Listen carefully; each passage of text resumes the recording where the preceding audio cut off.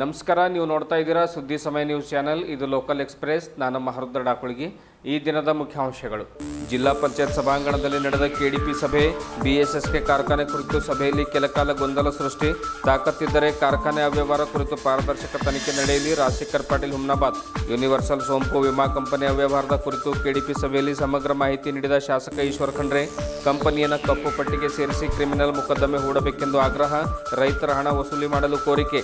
ಹೊಸ ಹಾಸ್ಟೆಲ್ ನಿರ್ಮಾಣ ಮಾಡಿದರೂ ವಿದ್ಯಾರ್ಥಿಗಳಿಗಿಲ್ಲ ಅದನ್ನು ಬಳಸುವ ಭಾಗ್ಯ. ಅನೈತಿಕ ಚಟುವಟಿಕೆಗಳ ತಾಣವಾಗಿದೆ ಕಮಠಾಣ ಹಿಂದುಳಿದ ವರ್ಗಗಳ ಹಾಸ್ಟೆಲ್ ಕಟ್ಟಡ. ಇನ್ನೂ ನಮಗೆ ಹಸ್ತಾಂತರವೇ ಆಗಿಲ್ಲ ಅಂತಾರೆ ಅಧಿಕಾರಿಗಳು. ಗೋಡ್ವಾಡಿಯ ಲಕ್ಷ್ಮೀ ಮೇತ್ರೆ ಅವರಿಗೆ ಒಲಿದು ಬಂದ 2021ನೇ ಸಾಲಿನ ರಾಷ್ಟ್ರೀಯ ಫ್ಲಾರೆನ್ಸ್ ನೈಟಿಂಗೇಲ್ ಪ್ರಶಸ್ತಿ. ರಾಷ್ಟ್ರಪತಿ ದ್ರೌಪದಿ ಮುರ್ಮು ಅವರಿಂದ ಪ್ರಶಸ್ತಿ ಪ್ರದಾನ. ವರವಾಯಿತು ಕೋವಿಡ್ ಸಂದರ್ಭದಲ್ಲಿ ಸಲ್ಲಿಸಿದ ಸೇವೆ. ಕೆಡಿಪಿ ಸಭೆಯಲ್ಲಿ ಸಕ್ಕರೆ ಕಾರ್ಖಾನೆಗಳ ಕುರಿತು ತೀವ್ರ ಚರ್ಚೆ. ಶಾಸಕ ಈಶ್ವರ್ ಖಂಡ್ರೆ ಹಾಗೂ ಕೇಂದ್ರ ಸಚಿವ ಭಗವಂತ್ ಖೂಬಾ ನಡುವೆ ಕೆಲ ಕಾಲ ನಡೆದ ಜಟಾಪಟಿ. ರಾಜ್ಯದ ಎಲ್ಲ ಕಾರ್ಖಾನೆಗಳ ಬಗ್ಗೆ ಚರ್ಚೆಯಾಗಲಿ ಎಂದರು ಶಾಸಕ ಈಶ್ವರ್ ಖಂಡ್ರೆ. ತನ್ನ ತಾಯಿ ಸಾವಿಗೆ ನ್ಯಾಯ ಒದಗಿಸಿಕೊಡಬೇಕೆಂದು ನಾಗನಾಥ್ ಅಯ್ಯಂಗರ್ ಅವರಿಂದ ಅರವಿಂದ್ ಕುಮಾರ್ ಅರಳಿ ಅವರಿಗೆ ಮನವಿ. ಜಿಲ್ಲಾ ಪಂಚಾಯತ್ನಲ್ಲಿ ಸಂಗಡಿಗರೊಂದಿಗೆ ಮನವಿ ಸಲ್ಲಿಕೆ. ವಾರ್ತೆಗಳ ವಿವರ. ಬೀದರ್ ಜಿಲ್ಲಾ ಪಂಚಾಯತ್ ಸಭಾಂಗಣದಲ್ಲಿ 2022-23ನೇ ಸಾಲಿನ ತ್ರೈಮಾಸಿಕ ಕರ್ನಾಟಕ ಅಭಿವೃದ್ಧಿ ಕಾರ್ಯಕ್ರಮಗಳ ಪ್ರಗತಿ ಪರಿಶೀಲನಾ ಸಭೆ ಜರುಗಿತು. ಆರಂಭದಲ್ಲಿ ಸಭೆಯ ಕುರಿತು ಮಾತು ಆರಂಭಿಸಿದ ಹುಮ್ನಾಬಾದ್ ಶಾಸಕರಾದ ಶ್ರೀ ರಾಜಶೇಖರ್ ಪಾಟೀಲ್ ಅವರು ಬಿಎಸ್ಎಸ್ಕೆ ಸಕ್ಕರೆ ಕಾರ್ಖಾನೆ ಕುರಿತು ತಿಳಿಸುತ್ತಾ, ಕಾರ್ಖಾನೆಯನ್ನು ಯಾರು ಹಾಳು ಮಾಡಿದ್ದಾರೆ ಎಂಬ ಕುರಿತು ಸೂಕ್ತ ತನಿಖೆಯಾಗಬೇಕು. ನಿಮ್ಮಲ್ಲಿ ತಾಕತ್ತಿದ್ದರೆ, ದಮ್ ಇದ್ದರೆ ಪಾರದರ್ಶಕ ತನಿಖೆ ನಡೆಸಿ. ತಪ್ಪಿತಸ್ಥರು ಯಾರೇ ಆಗಿರಲಿ ಅವರನ್ನು ಜೈಲಿಗೆ ಕಳುಹಿಸಿ ಕಾಟಾಚಾರದ ಸಭೆ ನಡೆಸಬೇಡಿ. ಈ ಕುರಿತು ಉಸ್ತುವಾರಿ ಸಚಿವರು ಸ್ಪಷ್ಟನೆ ಕೊಡಲೇಬೇಕೆಂದು ರಾಜಶೇಖರ್ ಪಾಟೀಲ್ ಅವರು ಕೆಲ ಕಾಲ ಪಟ್ಟು ಹಿಡಿದರು. ಉಪ್ಪು ತಿಂದವನು ನೀರು ಕುಡಿಯಲೇಬೇಕೆಂದು ಸ್ವಲ್ಪ ಖಾರವಾಗಿಯೇ ಉಸ್ತುವಾರಿ ಸಚಿವರು ಹಾಗೂ ಕೇಂದ್ರ ಸಚಿವರ ಎದುರುಗಡೆ ಕೆಂಡಾಮಂಡಲರಾದರು. ನಿಮ್ಮ ಹತ್ರ ತಾಕತ್, ನಿಮ್ಮ ಮುಖ್ಯಮಂತ್ರಿಗಳು ಹೇಳ್ತಾರಲ್ಲ, ತಾಕತ್ ಇದ್ರೆ ದಮ್ ಇದ್ರೆ, ನಾನಿವತ್ತು ನಿಮ್ಗೆ ಹೇಳ್ತೀನಿ, ನಿಮ್ಮ ತಾಕತ್ ಇದ್ರೆ ದಮ್ ಇದ್ರೆ ಇನ್ಕ್ವೈರಿ ಮಾಡಿಸ್ರಿ. ಯಾರು ತಪ್ಪು ಮಾಡಿದ್ರೆ ಅವ್ರಿಗೆ ಜೈಲಿಗೆ ಹಾಕ್ರಿ.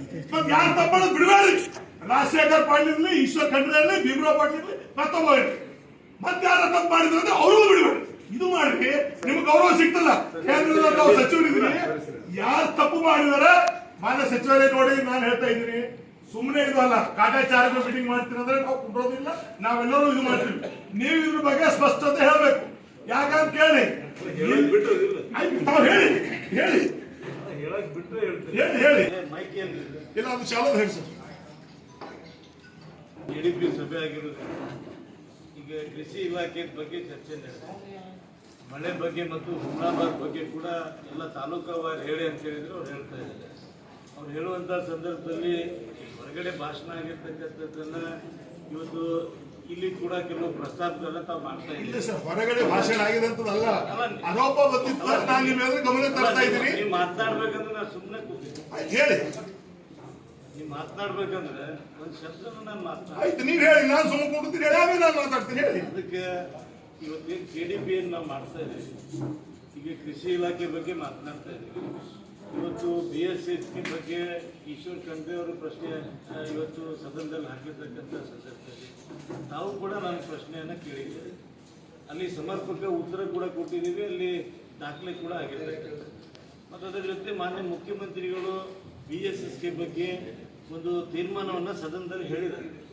ಇವತ್ತು ಸದನದಲ್ಲಿ ಮುಖ್ಯಮಂತ್ರಿಗಳು ಹೇಳಿರ್ತಕ್ಕಂಥ ತೀರ್ಮಾನದ ರೀತಿಯಲ್ಲಿ ಸರ್ಕಾರ ಕ್ರಮ ತೆಗೆದುಕೊಳ್ಳಬೇಕು. ಇವತ್ತು ಕೆಡಿಪಿಯಲ್ಲಿ ನಾವು ತೀರ್ಮಾನ ತೆಗೆದುಕೊಳ್ಳೋದಲ್ಲ, ಮುಖ್ಯಮಂತ್ರಿನೇ ತೆಗೆದುಕೊಳ್ತೀವಿ ಅಂತ ಹೇಳ್ಬಿಟ್ಟಿದ್ದಾರೆ. ಬಿಎಸ್ಎಸ್ಕೆ ತೀರ್ಮಾನವನ್ನು ಮುಖ್ಯಮಂತ್ರಿಗಳು ಸದನದಲ್ಲಿ ಇಡೀ ರಾಜ್ಯದ ಜನರಿಗೆ ಇವತ್ತು ಅದು ತಿಳಿಯುವಂಥ ಒಂದು ಉತ್ತರವನ್ನು ಕೊಟ್ಟಿದ್ದಾರೆ. ಅವ್ರು ಕೊಟ್ಟ ಮೇಲೆ ಅದರ ಪ್ರಕಾರ ಅದೇನು ತನಿಖೆ ಆಗಬೇಕು ಅಥವಾ ಯಾರು ತಪ್ಪಿಸ್ತಿದ್ದಾರೆ ಅವ್ರ ಮೇಲೆ ಏನು ಕ್ರಮ ಆಗಬೇಕು ಅದು ನಿಯಮಾನುಸಾರವಾಗಿ ಆಗುತ್ತೆ. ಜಿಲ್ಲಾ ಪಂಚಾಯತ್ನಲ್ಲಿ ನಡೆದ ಕೆಡಿಪಿ ಸಭೆಯಲ್ಲಿ ರೈತರ ವಿಮಾ ಪರಿಹಾರ ಹಣ ಕುರಿತು ಚರ್ಚಿಸಿದ ಶಾಸಕ ಈಶ್ವರ್ ಖಂಡ್ರೆ ಅವರು, ಯೂನಿವರ್ಸಲ್ ಸೋಂಪು ಎನ್ನುವ ಕಂಪನಿ ರೈತರಿಂದ ಹೆಚ್ಚು ಹಣ ಪಡೆದು ಅದರ ಅರ್ಧದಷ್ಟು ಪರಿಹಾರದ ವಿಮಾ ಹಣ ಮಾತ್ರ ರೈತರ ಖಾತೆಗೆ ಜಮಾ ಮಾಡ್ತಾ ಇದೆ. ಕಳೆದ ಕೆಲವು ವರ್ಷಗಳಿಂದ ಇದೇ ರೀತಿ ಮುಂದುವರಿಸಿದ ವಿಮಾ ಕಂಪನಿ ಸುಮಾರು 500 ಕೋಟಿ ರೂಪಾಯಿ ಹಣ ಲೂಟಿ ಮಾಡಿದೆ. ಆದ್ದರಿಂದ ಕೂಡಲೇ ಈ ವಿಮಾ ಕಂಪನಿ ವಿರುದ್ಧ ಕ್ರಿಮಿನಲ್ ಮೊಕದ್ದಮೆ ದಾಖಲಿಸಿ ಅದನ್ನು ಕಪ್ಪು ಪಟ್ಟಿಗೆ ಸೇರಿಸಿ ರೈತರ ಹಣ ವಸೂಲಿ ಮಾಡಬೇಕೆಂದು ಶಾಸಕ ಈಶ್ವರ್ ಖಂಡ್ರೆ ಅವರು ಪಟ್ಟು ಹಿಡಿದರು. ರೈತರು ವಿಮಾ ತುಂಬಲು ಖಾಸಗಿಯವರಿಗೆ ಜವಾಬ್ದಾರಿ ನೀಡದೆ ಸರ್ಕಾರದ ವತಿಯಿಂದಲೇ ಈ ಕಾರ್ಯ ನಡೆಯಲಿ ಎಂದು ಸಲಹೆ ನೀಡಿದರು. ಇವರ ಮಾತಿಗೆ ಪ್ರತಿಕ್ರಿಯಿಸಿದ ಕೇಂದ್ರ ಸಚಿವ ಭಗವಂತ ಖೂಬಾ, ಸಭೆಗೆ ನೀವು ತಪ್ಪು ಮಾಹಿತಿ ನೀಡ್ತಾ ಇದ್ದೀರಿ ಎಂದು ಹೇಳಿದಾಗ, ನಾನು ತಪ್ಪು ಉತ್ತರ ನೀಡಿದರೆ ಇಂದೇ ಶಾಸಕ ಸ್ಥಾನಕ್ಕೆ ರಾಜೀನಾಮೆ ನೀಡುವೆ ಎಂದು ಖಂಡ್ರೆ ಅವರು ಮರು ಉತ್ತರ ನೀಡಿದರು. 2020ರಲ್ಲಿ 128 ಕೋಟಿ ರೂಪಾಯಿ ರೈತರ ತಂತು ರಾಜ್ಯ ಸರ್ಕಾರ ಕೇಂದ್ರ ಸರ್ಕಾರ ಹೋಗುತ್ತೆ. 60 ಕೋಟಿ ಕೊಡ್ತಾರೆ. ರೈತರಿಗೆ ಲಾಭ ಆಗಿದೆ, ಸರ್ಕಾರ ಕೊಡ್ಲಿಕ್ಕೆ ಕುಂತಿದೆ. ಸರ್ಕಾರದಾಗ ನೀವು ಒಳಗೆ ತಗೋತೀರಿ. ಸರ್ಕಾರ ಮೀಟಿಂಗ್ ನೀವು ನಡೆಸಿದ್ರೆ ಅವ್ರು ನಡೆಸ್ತಾರೆ ಸರ್, ಅದು ಜವಾಬ್ದಾರಿ ಯಾರು ನಡೆಸ್ತಾರೆ ಮೀಟಿಂಗ್? ಪ್ರೀತಿ ಇದೆ, ಅದು ಬೇರೆ. ಆದ್ರೆ ಪದೇ ಪದೇ ಈಗ ಒಳಗಡೆ ನೀವು ಮಾತಾಡಿ ನೋಡಿ. ನಾನು ಪೂರ್ತಿ ಮಾತಾಡೋದು ಹೊತ್ತದ್ದು ನೀವು ಮಾತಾಡಬೇಡಿ. ನಾನು ಮಾತಾಡಿದ್ಮೇಲೆ ಮಾತಾಡಿ. ನೀವು ಮಾತಾಡಿದ್ರೆ ನಾನು ಮಾತಾಡಿಲ್ಲ, ಅರ್ಥ ಆಯ್ತಾ? ನಾನು ಮಾತಾಡ್ತೀನಿ ಪೂರ್ತಿ, ಆಮೇಲೆ ಮಾತಾಡಿ. ಮಾಹಿತಿ ಅದು ಸರಿಯಾಗಿ ಅದನ್ನ ಇಲ್ಲ ಅನ್ನೋದಕ್ಕೆ ನೀವು ನಾನು ಪ್ರಶ್ನೆ ಮಾಡಿ. ನಾನು ಮಾತಾಡೋದಕ್ಕೆ ಅಬ್ಜೆಕ್ಷನ್ ಮಾಡೋದು ನಿಮ್ಗೆ ಅಧಿಕಾರ ಅಲ್ಲ. ಕೇಳಿ ಸಚಿವರೇ, ನೀವು ಯಾಕಿದ್ರಿ ಕೇಳ್ರಿ. ಕೇಳತ್ತೀರಿ, ತಪ್ಪು ಮಾಹಿತಿ ಕೊಡ್ಲತ್ತಾರೆ. ಏನ್ ತಪ್ಪಿದೆ? ತಪ್ಪು ಮಾಹಿತಿ ನಾನು ಕೊಟ್ರೆ ಇವತ್ತೇ ಶಾಸಕ ಸ್ಥಾನದಿಂದ ರಾಜೀನಾಮೆ ಕೊಡ್ತೇನೆ. ಅದು ಅಂತ ಬಹಳ ಸರ್ತಿ ಇವತ್ತೇ ಬರ್ಕೊಡ್ತೇನೆ. ಬಹಳ ಸರ್ತಿ ಕೇಳಿದ್ರೆ ಇಲ್ಲ, ಈಗ ಮಲ್ಕಾಪುರ ಇದ್ದಾರೆ ನಮ್ಮ ಅಧ್ಯಕ್ಷರು, ಇವತ್ತೇ ಬಿಟ್ಬಿಡ್ತೇನೆ. ಇನ್ನೊಂದು ಉದಾಹರಣೆಗಳು ಕೊಡ್ತೀನಿ ನಾನು ಆ ವಿಷಯದಲ್ಲಿ. ಯಾವಾಗ ಹೇಳಿದ್ರೆ ನಾವು ರಾಜೀನಾಮೆ ಹೌದು. ಅಚ್ಚಾ, ನಿಮ್ಗೆ ಅದು ಕೊಡ್ಲೆ ಕೊಡ್ಲೆ ನಮ್ದು ಅವ್ರದೇ ಆಗುತ್ತೆ ಬೇಡ. ಮಾನ್ಯ ಸಚಿವರೇ, ಒಂದ್ ಮಿನಿಟ್ ಅವ್ರಿಗೆ ಸ್ವಲ್ಪ ರೈತರ್ಲಿಂದು ಎಷ್ಟು ನಾವು ಅಂದ್ರೆ ಕಂಪನಿಗಳು ಪ್ರೀಮಿಯಂ ತಗೊಂಡಿದ್ದಾವೆ ಅಷ್ಟು ಹೇಳಿ. ಸರ್ಕಾರಗಳು ರೈತನ ಪರವಾಗಿ ನಿಂತು ಭರಿಸ್ತಾ ಇರೋಂಥದ್ದಿದೆ. ನೀವು ಅದನ್ನ ತಗೊಂಡು ಸಭೆಗೆ ಮತ್ತು ಮೀಡಿಯಾದವರಿಗೆ ತಪ್ಪಿ ಮಾಹಿತಿ ಕೊಡ್ಲಿಕ್ಕೆ ಹೋಗ್ಬೇಡಿ. ನೀವು ಹೇಳಿ ರೈತರಿಂದ 10,000 ರೂಪಾಯಿ ತಗೊಂಡಿದ್ದಾರೆ, 3,000 ರೂಪಾಯಿ ಕೊಟ್ಟಿದ್ದಾರೆ, ಲಕ್ಷ ಕೊಟ್ಟಿದ್ದಾರೆ ಅನ್ನುವಂಥ ರೈತರು ಪ್ರೀಮಿಯಂ ಮಾತ್ರ ಮಾತಾಡಿ. ನೀವು ಸರ್ಕಾರ ಕೊಡ್ಲಿಕ್ಕೆ ಪೂರ್ತಿ ಮಾತಾಡಿ. ಸರ್ಕಾರ ಹೇಳಿ ವಾಪಸ್ ಬನ್ನಿ. ಅದೇ ಕಂಪನಿಯನ್ನ ಒಂದ್ ನಿಮಿಷ ಮಲ್ಕಾಪುರ, ನಾನು ಪೂರ್ತಿ ಮಾತಾಡ್ತೀನಿ. ಅವ್ರು ಮಾತಾಡಿದ್ರೆ ಹೇಳ್ತೀನಿ. ನಾನು ಪೂರ್ತಿ ಮಾತಾಡ್ರಿ, ರಿಯಾಕ್ಟ್ ಮಾಡ್ರಿ. ಅದಕ್ಕೆ ಬೇಡ ಅಂತಾರೆ. ಮಾನ್ಯ ಸಚಿವರೇ, ಮೀಟಿಂಗ್ ಮಾಡ್ಬೇಕಾದ್ರೆ ಮಾಡಬಾರ್ದು. ನೀವು ಮಾತಾಡ್ಬೇಡ, ಉತ್ತರ ಕೊಡ್ತಾರೆ. ಆಮೇಲೆ ನಾನು ಅದನ್ನ ಕೇಳಿ. ನಾನು ಹೇಳೋದ್ ತಾತ್ಪರ್ಯ ರೈತರ ಕಂತಿರ್ಬೋದು, ರಾಜ್ಯ ಸರ್ಕಾರದ ದುಡ್ಡು, ಇದು ತೆರಿಗೆ ಪಾವತಿದಾರ ದುಡ್ಡ ಅಥವಾ ಖಾಸಗಿ ದುಡ್ಡು? ಕೇಂದ್ರ ಸರ್ಕಾರದ ದುಡ್ಡು, ಇದು ತೆರಿಗೆ ಪಾವತಿದಾರ ದುಡ್ಡ, ಖಾಸಗಿ ದುಡ್ಡು? ನಾನು ಎಲ್ಲಾ ಕೂಡಿ ಹೇಳ್ತಾ ಇದ್ದೀನಿ. ರೈತರ ಕಂತು ತಾಳ್ಮೆ ಕೇಳಿ, ರಾಜ್ಯ ಸರ್ಕಾರದ ಕಂತು, ಕೇಂದ್ರ ಸರ್ಕಾರದ ಕಂತು ಕೂಡಿ ಇದು ಬೆಳೆ ವಿಮೆ ಕಂಪನಿಗೆ ಹೋಗ್ತದೆ. ರೈತರಿಗೆ ಪರಿಹಾರ ಕೊಡಬೇಕು ಅಂತ ಹೇಳಿ ಇದ್ರಲ್ಲಿ ನೋಡಿ, ಒಬ್ಬ ಕಂಪನಿ ಈಗಾಗಲೇ 100 ಕೋಟಿ ರೂಪಾಯಿ ಈಗ ಬೆಳೆ ವಿಮೆ ಪರಿಹಾರ ಕೊಟ್ಟಿದ್ದೀವಿ ಅಂತ ಹೇಳಿ ಹಿಂದೆನೂ ಹೇಳಿದ್ದೇನೆ, ಇವತ್ತು ಹೇಳ್ತೇನೆ. 17-18ರಲ್ಲಿ ಇದೇ ಸೋಂಪು ಕಂಪನಿ ಇತ್ತು. ಮಾನ್ಯ ಸಚಿವರೇ, ಬೀದರ್ ಜಿಲ್ಲೆಯಿಂದ ರೈತರ ಕಂತು, ರಾಜ್ಯ ಸರ್ಕಾರದ ಕಂತು, ಕೇಂದ್ರ ಸರ್ಕಾರದ ಕಂತು, ಇವೆಲ್ಲ ಕಂತು ಕೂಡಿ 186 ಕೋಟಿ 89 ಲಕ್ಷ ರೂಪಾಯಿ ಯೂನಿವರ್ಸಲ್ ಸೋಂಪು ಕಂಪನಿಗೆ ಹೋಯ್ತು. ಮಾನ್ಯ ಸಚಿವರೇ, ತಾವು ದಯವಿಟ್ಟು ನೋಟ್ ಮಾಡಿ. ಇದು ನಾನು ರಾಜಕೀಯವಾಗಿ ಹೇಳ್ತಾ ಇಲ್ಲ, ನನ್ನ ಹತ್ರ ಇದೆ ರೀ. ಫ್ಯಾಕ್ಟ್ ಇದೆ, ಸಾಧ್ಯ ಇದೆ. ನಾವು ನನ್ನ ಹತ್ರ ಇದೆ. ಇದರಲ್ಲಿ 186 ಕೋಟಿಯಲ್ಲಿ ಅವನು ನಮಗೆ ಪರಿಹಾರ ಕೊಟ್ಟಿದ್ದು 84 ಲಕ್ಷ ರೂಪಾಯಿ 6 ತಿಂಗಳಿಗಾಗಿ. ಅವನಿಗೆ ಲಾಭ ಆಗಿದ್ದು 185 ಕೋಟಿ ರೂಪಾಯಿ 6 ತಿಂಗಳಲ್ಲಿ. ಮಾನ್ಯ ಮಲ್ಕಾಪುರೇಶ್ವರ ಅಧ್ಯಕ್ಷರೇ, ಇದ್ರ ಬಗ್ಗೆ ನಿಮ್ಮ ಅಭಿಪ್ರಾಯ ಹೇಳಿ. ಒಬ್ಬ ವಿಮಾ ಕಂಪನಿಯವನು 6 ತಿಂಗಳಲ್ಲಿ ಬೀದರ್ ಜಿಲ್ಲೆ ರೈತರು, ರಾಜ್ಯದ ರಾಷ್ಟ್ರದ ಹೇಳ್ತಾರೆ, 185 ಕೋಟಿ ರೂಪಾಯಿ ಲಾಭ ಮಾಡ್ಕೊಂಡು. ನಾ ಹೇಳಿ ಪೂರ್ತಿ ಕೇಳಿ, ಸ್ವಲ್ಪ ತಾಳ್ಮೆ ಇರಬೇಕು. ನನ್ನ ತಾಳ್ಮೆ ನಿಮ್ಮಲ್ಲಿಲ್ಲ ಅದು. ಈಗ ನೋಡಿ, ಇದು ನೋಡಿ ಮಾನ್ಯ ಸಚಿವರೇ, ಕೂತ್ಕೊಂಡು ಎಷ್ಟು ಹಾರಾಡಿರಿ ಅನ್ನೋದು ಎಲ್ಲರಿಗೂ ಗೊತ್ತದ. ನಾವು ನಮ್ಮ ತಾಳ್ಮೆ ನಿಮ್ಮ ಹತ್ರ ಎಲ್ಲ ಇದೆ. ನೋಡಿ, ನಾವು ಅಲ್ಲಿ ಕೂತಿದ್ದೀವಿ, ನಾನು ಎಲ್ಲೂ ಕೂಡ ನಂಗೆ ದೇವರ ಅವಕಾಶ ಮಾಡಿಕೊಟ್ಟಿಲ್ಲ. ನೀವು ಇಲ್ಲಿ ಕೂತಾಗ ನನ್ನ ಪಕ್ಕದಾಗ ಒಂದು 8 ಹಾರಾಡ್ತೀರಲ್ಲ.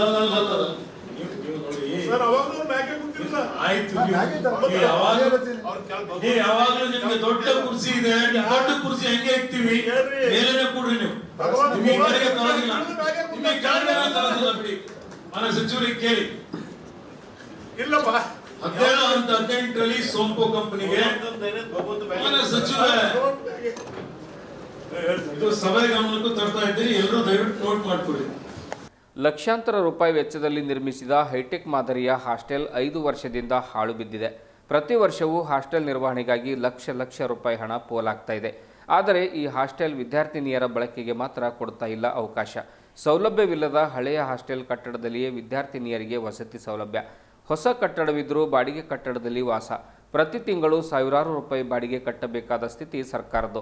ಹೌದು, ಬೀದರ್ ತಾಲೂಕಿನ ಕಮಠಾಣ ಗ್ರಾಮದಲ್ಲಿರುವ ಹಿಂದುಳಿದ ವರ್ಗಗಳ ಕಲ್ಯಾಣ ಇಲಾಖೆಯ ಹಾಸ್ಟೆಲ್ ಕಟ್ಟಡವನ್ನು 56 ಲಕ್ಷ ರೂಪಾಯಿ ವೆಚ್ಚದಲ್ಲಿ ಕಳೆದ 2001-2ರಲ್ಲಿ ನಿರ್ಮಾಣ ಮಾಡಲಾಗಿದೆ. ಆದರೆ ಇದುವರೆಗೂ ಕೂಡ ಈ ಕಟ್ಟಡವನ್ನು ವಿದ್ಯಾರ್ಥಿಗಳ ಬಳಕೆಗೆ ಮಾತ್ರ ಕೊಟ್ಟಿಲ್ಲ. ಬದಲಾಗಿ ಖಾಸಗಿ ಕಟ್ಟಡದಲ್ಲಿ ತಿಂಗಳಿಗೆ 55,000 ರೂಪಾಯಿ ಬಾಡಿಗೆ ಕೊಟ್ಟು ನಡೆಸ್ತಾ ಇದೆ. ಇನ್ನು ಕಮಠಾಣ ಗ್ರಾಮದಿಂದ 3 ಕಿಲೋಮೀಟರ್ ಅಂತರದಲ್ಲಿ ಈ ಹಾಸ್ಟೆಲ್ ನಿರ್ಮಾಣ ಮಾಡಲಾಗಿದೆ.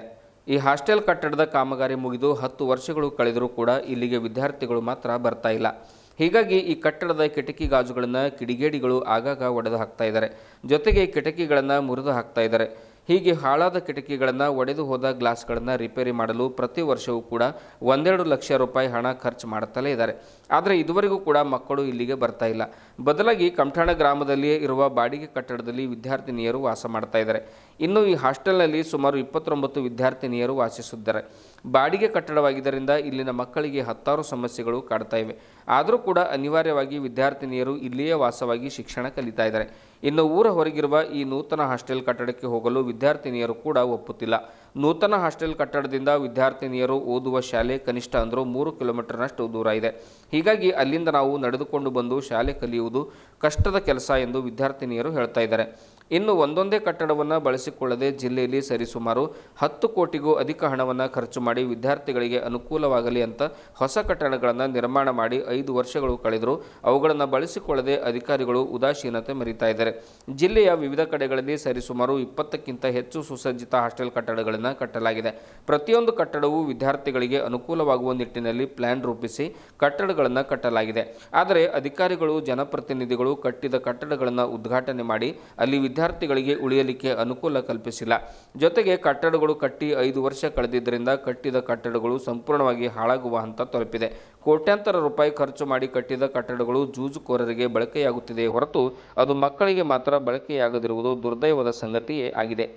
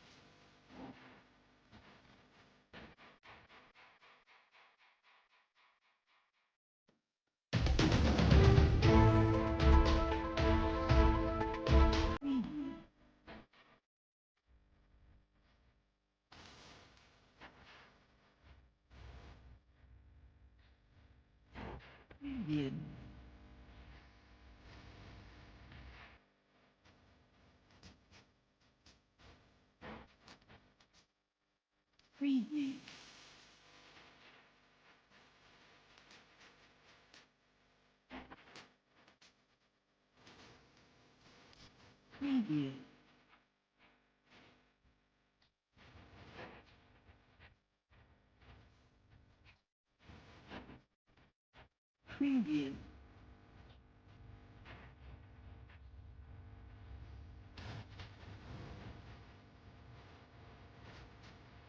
Preview.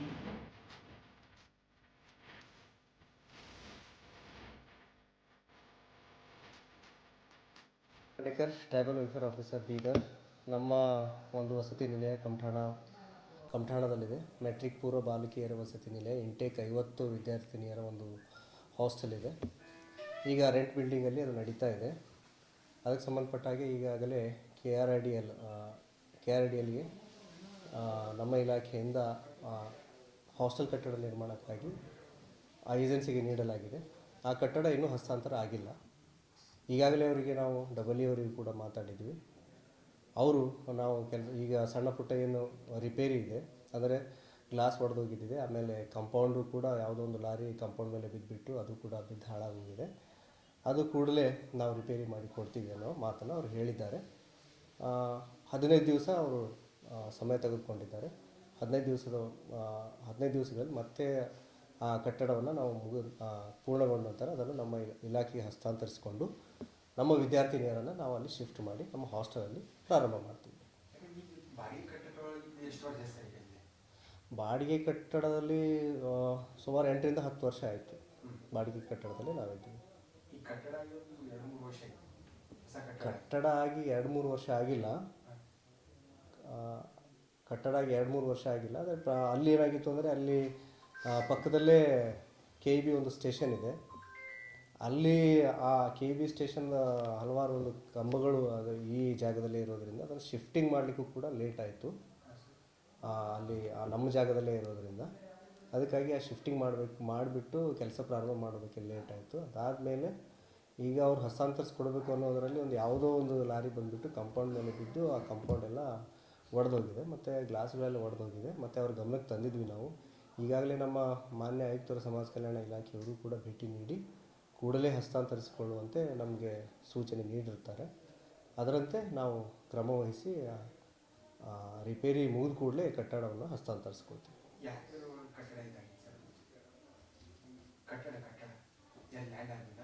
KRDL ಲ್ಯಾಂಡ್ ಆದಮೇಲೆ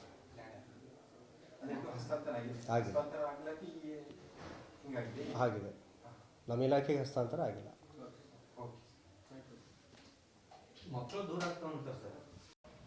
ನನ್ನ ಹೆಸರು ಮೋನಿಕಾ ಅಂತ್ರಿ. ನಾ 10ನೇ ತರಗತಿಯಲ್ಲಿ ಓದುತ್ತಿದ್ದೇನೆ ರೀ. 2 ವರ್ಷ ಆಯ್ತು ಇಲ್ಲೇ ಓದಿನಿ ರೀ. ಈಗ ನಮ್ಮ ಸಲುವಾಗಿ ಅಲ್ಲಿ ಹೊಸ ಹಾಸ್ಟೆಲ್ ತಯಾರಾಗ್ಯದ ರೀ. ಆದರೆ ನಮ್ಗೆ ಅಲ್ಲಿ ಹೋಗ್ಲಿಕ್ಕೆ ಇಷ್ಟ ಇಲ್ಲ ರೀ. ನಾವು ಇಲ್ಲೇ ಇರ್ತೀವಿ. ಯಾಕಂದ್ರೆ ನಮ್ಗೆ ಇಲ್ಲಿ ಸಮೀಪ ಆಯ್ತದೆ. ನಮ್ಮ ಮನೆ ಭೀ ಸಮೀಪ ಅದ ರೀ. ನಮ್ಮ ಸ್ಕೂಲ್ನೂ ಸಮೀಪ ಅದ ರೀ. ನಮ್ಗೆ ಇಲ್ಲಿ ಅಲ್ಲಿನ ಸ್ಕೂಲಿನ ಬರ್ಲಕ್ಕೂ ತಡ ಆಯ್ತದ ರೀ, ಹೋಗ್ಲಕ್ಕೂ ತಡ ಆಯ್ತದ ರೀ. ಅದ್ರ ಸಲುವಾಗಿ ನಾವು ಇಲ್ಲೇ ಇರ್ತೀವಿ ರೀ. ಅದು 3 ಕಿಲೋಮೀಟ್ರ್ ಅದ ರೀ. ಹೋಗ್ಲಕ್ಕೂ ತಡ ಆಯ್ತದ ರೀ, ಮತ್ತು ಬರ್ಲಕ್ಕೂ ತಡ ಆಯ್ತದ ರೀ ಅಲ್ಲಿಂದ ರೀ. ಸ್ಕೂಲ್ಗೆ ಹೋಗ್ಲಕ್ಕೂ ರೀ. ಅದ್ರ ಸಲುವಾಗಿ ನಾವು ಇಲ್ಲೇ ಇರ್ತೀವಿ ಅಂತಂತೆ ಏನು ರೀ. ಇದು ಬಾಡಿಗೆದ ಅದ ರೀ. ಸೌಲಭ್ಯವಿದ್ದೂರ್ನಿ ಸರ್ ನಮ್ಗೆ ಅಲ್ಲಿ ಹೋಗ್ಲಕ್ಕೆ ತಡ ಆಯ್ತದಲ್ಲ ರೀ. ಇಲ್ಲಿ ನಮ್ಮದು ಮನೆ ಭೀ ಸಮೀಪ ಆಯ್ತದ ರೀ, ಆಯ್ತು ಹಾಸ್ಟೆಲ್ನೂ ಸಮೀಪ ಅದ ರೀ. ಅದ್ರ ಸಲುವಾಗಿ ನಾವು ಇಲ್ಲೇ ಇರ್ತೀವಿ ರೀ. ಮೋನಿಕಾ ರೀ. ಸುದ್ದಿ ಸಮಯದಲ್ಲಿ ಇದೀಗ ಚಿಕ್ಕದೊಂದು ವಿರಾಮ.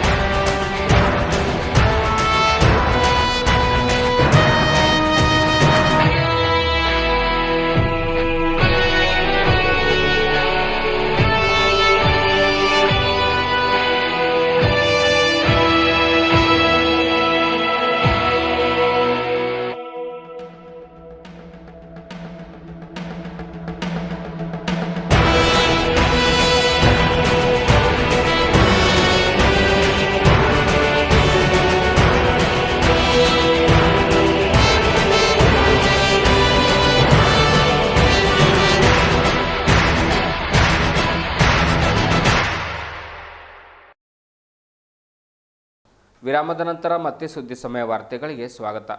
ಕೇಂದ್ರ ಆರೋಗ್ಯ ಮತ್ತು ಕುಟುಂಬ ಕಲ್ಯಾಣ ಇಲಾಖೆ ವತಿಯಿಂದ ಅತ್ಯುತ್ತಮ ಸೇವೆಗೆ ಕೊಡುವ 2021ನೇ ಸಾಲಿನ ರಾಷ್ಟ್ರೀಯ ಫ್ಲಾರೆನ್ಸ್ ನೈಟಿಂಗೇಲ್ ಪ್ರಶಸ್ತಿ ಘೋಡವಾಡಿ ಉಪಕೇಂದ್ರದ ಪ್ರಾಥಮಿಕ ಆರೋಗ್ಯ ಕೇಂದ್ರದ ಸುರಕ್ಷತಾ ಅಧಿಕಾರಿ ಲಕ್ಷ್ಮೀ ಮೇತ್ರೆ ಅವರಿಗೆ ಲಭಿಸಿದೆ. ನವೆಂಬರ್ 7ರಂದು ರಾಷ್ಟ್ರಪತಿ ದ್ರೌಪದಿ ಮುರ್ಮು ಅವರು ರಾಷ್ಟ್ರಪತಿ ಭವನದಲ್ಲಿ ಲಕ್ಷ್ಮಿ ಅವರಿಗೆ ಪ್ರಶಸ್ತಿಯನ್ನು ನೀಡಿ ಗೌರವಿಸಿದರು. ಗಂಡನನ್ನು ಕಳೆದುಕೊಂಡರೂ ಛಲಬಿಡದ ಲಕ್ಷ್ಮಿ ಅವರು ಆರೋಗ್ಯ ಇಲಾಖೆಯಲ್ಲಿ ಪ್ರಾಮಾಣಿಕ ಸೇವೆಯನ್ನು ಮಾಡಿದರು. ಕೋವಿಡ್ ಸಂದರ್ಭದಲ್ಲಿ ಎದೆಗುಂದದೆ ಧೈರ್ಯದಿಂದ ರೋಗಿಗಳ ಸೇವೆ ಮಾಡಿದ್ದೇ ಪ್ರಶಸ್ತಿ ಬರಲು ಪ್ರಮುಖ ಕಾರಣವಾಯಿತು.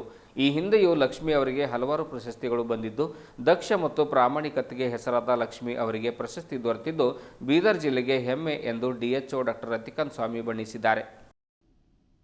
ANM प्राथमिक स्वास्थ्य केंद्र बिदर कर्नाटक। आपका 20 वर्ष का अनुभव है और आप प्राथमिक स्वास्थ्य केंद्र घाटबोरल बिदर कर्नाटक में कार्यरत हैं। आप बहुत से राष्ट्रीय स्वास्थ्य कार्यक्रमों में भाग ले चुकी हैं। आपको स्टेट लेवल, डिस्ट्रिक्ट लेवल और PHC लेवल पर अनेक पुरस्कारों से सम्मानित किया जा चुका है। श्रीमती लक्ष्मी मैत्री। ಜಿಲ್ಲಾ ಪಂಚಾಯತ್ನಲ್ಲಿ ನಡೆದ ಕೆಡಿಪಿ ಸಭೆಯಲ್ಲಿ ಕೆಪಿಸಿಸಿ ಕಾರ್ಯಾಧ್ಯಕ್ಷರು ಹಾಗೂ ಶಾಸಕ ಈಶ್ವರ್ ಖಂಡ್ರೆ ಹಾಗೂ ಕೇಂದ್ರ ನವೀಕರಿಸಬಹುದಾದ ಇಂಧನಗಳ ಮೂಲ ರಾಸಾಯನಿಕ ರಸಗೊಬ್ಬರ ಖಾತೆ ಸಚಿವರಾದ ಭಗವಂತ್ ಖೂಬಾ ಅವರ ಮಧ್ಯೆ ಕೆಲ ಕಾಲ ತೀವ್ರ ಜಟಾಪಟಿ ನಡೆಯಿತು.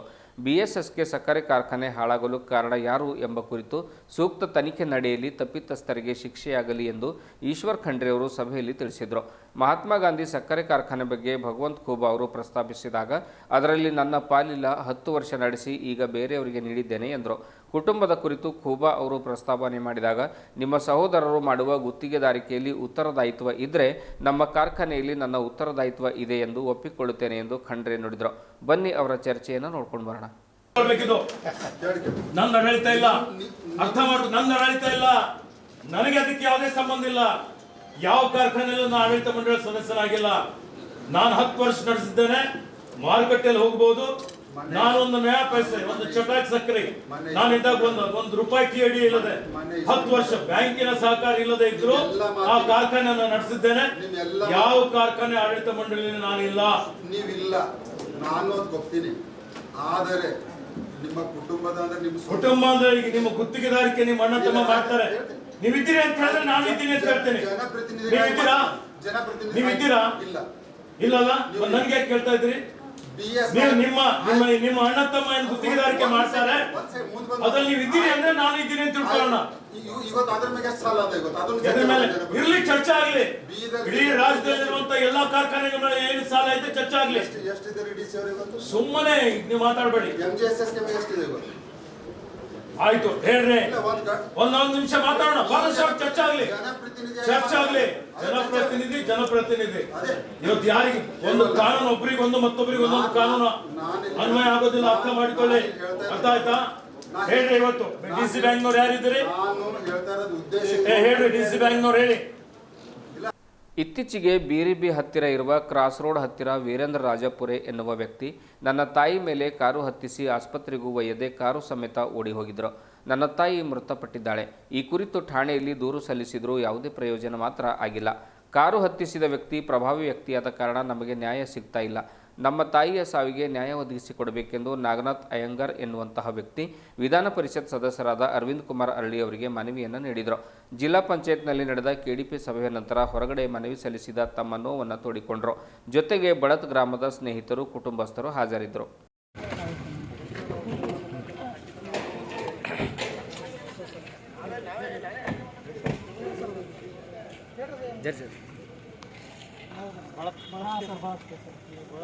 ಈಗ ನಾವೀಗ ಮನೆ ಮೊದಲೊಂದು ಕೇಸ್ ಮಾಡಿದ್ದಿಲ್ಲ, ಆ ಕೇಸ್ ಅವನೇನ ಹೆಸರು ಚೇಂಜ್ ಅದಲ್ಲ ಎಫ್ಐಆರ್ದಾಗ. ಈಗಿನ ಎಫ್ಐಆರ್ ಮಾಡಿದ ಈ ಹೆಸರು ಬರೀ ಇಟ್ಟದ ಡ್ರೈವರ್ ಅಂತ ಹಾಕ್ಯಾರ. ಇದು ಗ್ರಾಮ ಪಂಚಾಯತ್ ಸದಸ್ಯ ಅಂತ ನೀವು ಹಾಕಿ ಅಲ್ಲಿ ಅವರೇ ನಡೆಸ್ತಾರೆ. ಅದ್ರಾಗ ಅವ್ರು ಇಲ್ಲಿದ್ರೆ ನೀವು ರಕ್ಷಣೆ ಆಗಿದ್ದೀವಿ. ಒಂದಿನ ಹೊಂಟಿದ್ದೆ ಸರ್. ಅವ್ರೇನದ ದಿನೇಶ್ ಅವರು ಹೊಂಟಿದ್ದರು. ಅವ್ರದ್ದು ಮಗಂದು ಹಾಲು ಹಾಕ್ಲಕ್ಕೆ ಹೊಂಟಿದ್ದೆವು. ಸಂಗಮಕ್ಕೆ ನಾವು ಹೊಂಟಿದ್ದೆವು ಹಾಲು. ಅವ್ರು ಗಾಡಿ ತಗೊಂಡು ಹೋದ್ರಿ ಸರ್. ಆಮೇಲೆ ನಮಗೆ ಫೋನ್ ಮಾಡಿ ಹೇಳಿ ನಾವು ಹೋಗಿಸ್ತಕ್ಕಂಥ ಆಂಬುಲೆನ್ಸ್ ಹೋಗಿದ್ವಿ ಸರ್. ಅಲ್ಲೇ ಒಂದು ತಾಸು ಅವರು ಅಲ್ಲೇ ಒಂದು ತಾಸು ಇದಾಗ್ಯಾವ ಸರ್. ಕೊನೆಯಲ್ಲಿ ಮತ್ತೊಮ್ಮೆ ಮುಖ್ಯಾಂಶಗಳು. ಜಿಲ್ಲಾ ಪಂಚಾಯತ್ ಸಭಾಂಗಣದಲ್ಲಿ ನಡೆದ ಕೆಡಿಪಿ ಸಭೆ, ಬಿಎಸ್ಎಸ್ಕೆ ಕಾರ್ಖಾನೆ ಕುರಿತು ಸಭೆಯಲ್ಲಿ ಕೆಲಕಾಲ ಗೊಂದಲ ಸೃಷ್ಟಿ, ತಾಕತ್ತಿದ್ದರೆ ಕಾರ್ಖಾನೆ ಅವ್ಯವಹಾರ ಕುರಿತು ಪಾರದರ್ಶಕ ತನಿಖೆ ನಡೆಯಲಿ. ರಾಜಶೇಖರ್ ಪಾಟೀಲ್ ಹುಮ್ನಾಬಾದ್. ಯೂನಿವರ್ಸಲ್ ಸೋಂಪು ವಿಮಾ ಕಂಪನಿ ಅವ್ಯವಹಾರದ ಕುರಿತು ಕೆಡಿಪಿ ಸಭೆಯಲ್ಲಿ ಸಮಗ್ರ ಮಾಹಿತಿ ನೀಡಿದ ಶಾಸಕ ಈಶ್ವರ್ ಖಂಡ್ರೆ. ಕಂಪನಿಯನ್ನು ಕಪ್ಪು ಪಟ್ಟಿಗೆ ಸೇರಿಸಿ ಕ್ರಿಮಿನಲ್ ಮೊಕದ್ದಮೆ ಹೂಡಬೇಕೆಂದು ಆಗ್ರಹ. ರೈತರ ಹಣ ವಸೂಲಿ ಮಾಡಲು ಕೋರಿಕೆ. ಹೊಸ ಹಾಸ್ಟೆಲ್ ನಿರ್ಮಾಣ ಮಾಡಿದರೂ ವಿದ್ಯಾರ್ಥಿಗಳಿಗಿಲ್ಲ ಅದನ್ನು ಬಳಸುವ ಭಾಗ್ಯ. ಅನೈತಿಕ ಚಟುವಟಿಕೆಗಳ ತಾಣವಾಗಿದೆ ಕಮಠಾಣ ಹಿಂದುಳಿದ ವರ್ಗಗಳ ಹಾಸ್ಟೆಲ್ ಕಟ್ಟಡ. ಇನ್ನೂ ನಮಗೆ ಹಸ್ತಾಂತರವೇ ಆಗಿಲ್ಲ ಅಂತಾರೆ ಅಧಿಕಾರಿಗಳು. ಗೋಡ್ವಾಡಿಯ ಲಕ್ಷ್ಮೀ ಮೇತ್ರೆ ಅವರಿಗೆ ಒಲಿದು ಬಂದ 2021ನೇ ಸಾಲಿನ ರಾಷ್ಟ್ರೀಯ ಫ್ಲಾರೆನ್ಸ್ ನೈಟಿಂಗೇಲ್ ಪ್ರಶಸ್ತಿ. ರಾಷ್ಟ್ರಪತಿ ದ್ರೌಪದಿ ಮುರ್ಮು ಅವರಿಂದ ಪ್ರಶಸ್ತಿ ಪ್ರದಾನ. ವರವಾಯಿತು ಕೋವಿಡ್ ಸಂದರ್ಭದಲ್ಲಿ ಸಲ್ಲಿಸಿದ ಸೇವೆ. ಕೆಡಿಪಿ ಸಭೆಯಲ್ಲಿ ಸಕ್ಕರೆ ಕಾರ್ಖಾನೆಗಳ ಕುರಿತು ತೀವ್ರ ಚರ್ಚೆ. ಶಾಸಕ ಈಶ್ವರ್ ಖಂಡ್ರೆ ಹಾಗೂ ಕೇಂದ್ರ ಸಚಿವ ಭಗವಂತ್ ಖೂಬಾ ನಡುವೆ ಕೆಲಕಾಲ ನಡೆದ ಜಟಾಪಟಿ. ರಾಜ್ಯದ ಎಲ್ಲ ಕಾರ್ಖಾನೆಗಳ ಬಗ್ಗೆ ಚರ್ಚೆಯಾಗಲಿ ಎಂದರು ಶಾಸಕ ಈಶ್ವರ್ ಖಂಡ್ರೆ. ತನ್ನ ತಾಯಿ ಸಾವಿಗೆ ನ್ಯಾಯ ಒದಗಿಸಿಕೊಡಬೇಕೆಂದು ನಾಗನಾಥ್ ಅಯ್ಯಂಗರ್ ಅವರಿಂದ ಅರವಿಂದ್ ಕುಮಾರ್ ಅರಳಿ ಅವರಿಗೆ ಮನವಿ. ಜಿಲ್ಲಾ ಪಂಚಾಯತ್ನಲ್ಲಿ ಸಂಗಡಿಗರೊಂದಿಗೆ ಮನವಿ ಸಲ್ಲಿಕೆ. ಇದುವರೆಗೂ ಸುದ್ದಿ ಕೊಟ್ಟಿರುವ ನಾನು ಮಹರುದ್ರ ಡಾಕುಳಿಗೆ. ಮತ್ತೆ ಮುಂದಿನ ವಾರ್ತೆಗಳೊಂದಿಗೆ ಭೇಟಿಯಾಗೋಣ. ವಂದನೆಗಳು.